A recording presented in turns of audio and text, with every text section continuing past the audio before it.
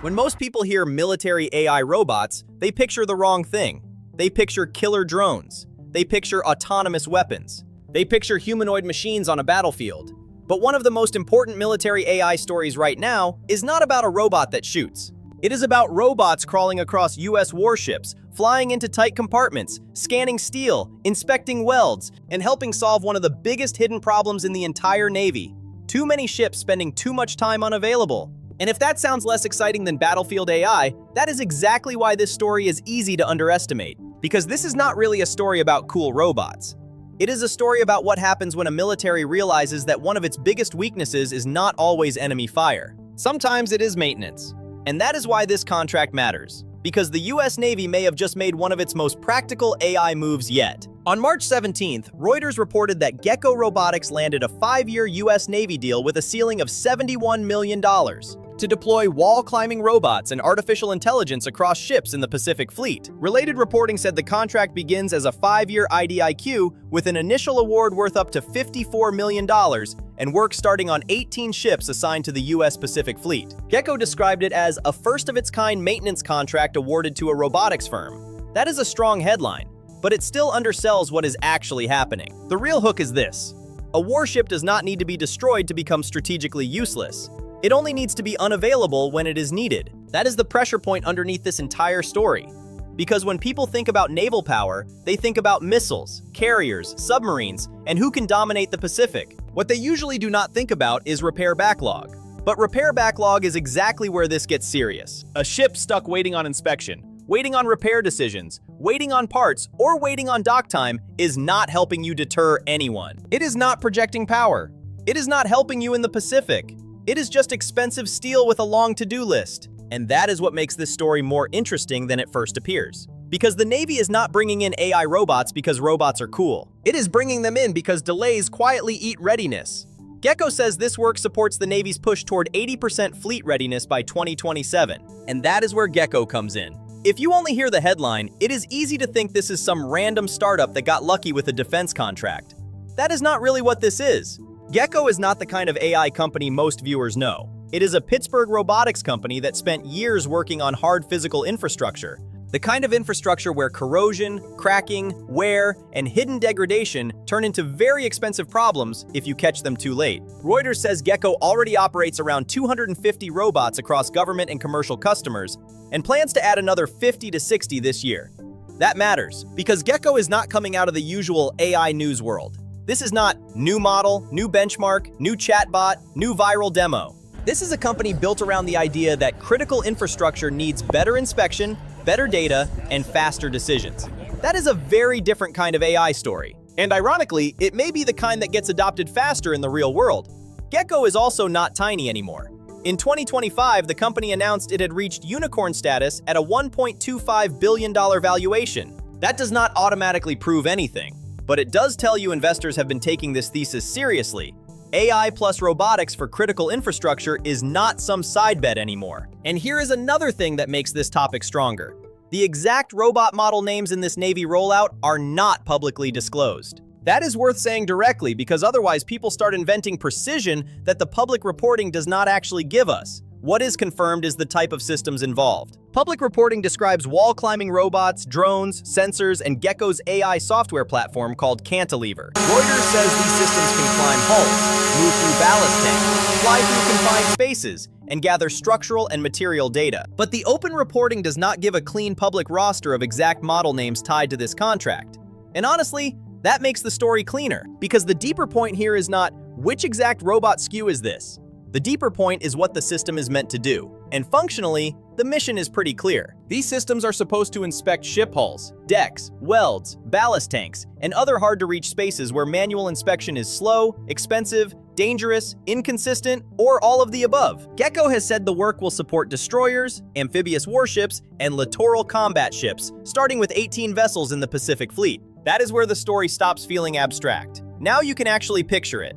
A robot moving across the outer skin of a warship, scanning for structural issues. A drone pushing into confined spaces that are awkward for human inspectors. Sensors collecting data from places that otherwise take much longer to assess properly. And all of that leads to the part of the story that, in my opinion, matters the most. And this is the point where the story gets much more interesting. Because the real hero here is probably not the robot. It is Cantilever. That is the deeper layer. The robot is what gets the data. Cantilever is what tries to make the data useful. Gecko describes Cantilever as part of its AI and robotics stack for defense, aimed at helping teams anticipate failures, prioritize repairs, shorten maintenance periods, and return ships to sea faster. In plain English, that means turning raw inspection into something operational. What is degrading, where it is degrading, what needs attention now, what can wait, and how maintenance should be planned before small problems become scheduling disasters. And that is the point where this stops being just a robot story. It becomes a data story. It becomes a readiness story. It becomes a story about the Navy trying to make parts of fleet maintenance more visible, more measurable, and more manageable through software. That is a much bigger shift than, look, a robot on a ship. And if you want one sentence that captures the whole thing, it is probably this. The Navy is not just buying robots, it is buying visibility into its own fleet. That matters because a lot of military strength is less about what you own on paper and more about what you can actually keep available. And Gecko's pitch is built exactly around that problem. The company says its systems can identify repairs up to 50 times faster and more accurately than manual methods. Reuters reported that, according to Gecko, one robotic flight deck evaluation eliminated more than 3 months of potential maintenance delay. Those should be treated as company claims, not independent validation, but they still tell you exactly what the Navy is buying into here. Faster discovery, earlier prioritization, and less wasted time. And that is where the money starts making more sense. Because the first reaction to a headline like this is often, wait, $71 million for wall-climbing robots? But that is not really what the Navy is paying for. It is paying to attack delay. It is paying to identify problems earlier. It is paying to reduce maintenance friction. It is paying for more ships to be available sooner. And if that sounds less exciting than autonomous combat, that is exactly why this story is easy to underestimate. Because a lot of AI coverage trains people to look for spectacle. Bigger models, weirder demos, more human-looking robots, more cinematic military hype. This story is different.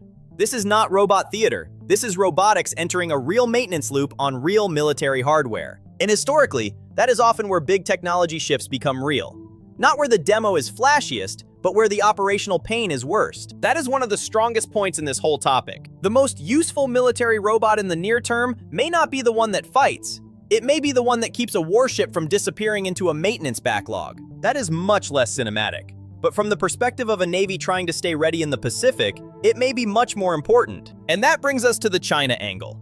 This is the part where people usually get sloppy, so it is worth being careful. The point is not that this Gecko contract is some direct response to one specific Chinese robot program. That would be too simplistic. The point is broader. CSIS's China Power project reported that China's military activity in the Indo-Pacific increased in 2025 in the Taiwan Strait, the South China Sea, near Japan, and beyond the first island chain, reflecting higher operational tempo and wider geographic reach. That does not mean this contract happened because of one Chinese robot. What it does mean is that in a more active, more contested Indo-Pacific, readiness becomes more valuable. Ship availability becomes more valuable. Maintenance delays become more dangerous. So the comparison here is not who has cooler military robots. The comparison is closer to this. One category of defense tech story gets attention because it looks impressive. This one matters because it quietly strengthens the maintenance backbone underneath real naval power. That is not as flashy, but it may be more consequential. And now we get to the final layer, the one that makes this feel bigger than a single contract. If this works, this probably does not stay a quirky Navy headline. It may become the early shape of a new procurement pattern, because what Gecko is really selling is not just robots on ships. It is a way to make physical infrastructure more continuously legible to software. And once that works on warships, the logic spreads. Shipyards, submarines, aircraft, ports, energy systems, heavy industrial defense infrastructure. Anywhere downtime is expensive and hidden failure is dangerous, a robotics plus AI inspection layer starts to make strategic sense. And that is why Gecko matters. Not because it built the loudest brand in AI, not because it made the most viral robot, but because it spent years building for one of the hardest places in technology to win, the ugly, messy, expensive real world. That may end up being exactly where some of the most valuable AI gets deployed first. And there is one more reason this story matters. It tells you something important about where military AI may actually scale first. A lot of people assume defense AI will scale first through weapons, targeting, or autonomy on the battlefield. Maybe some of it will.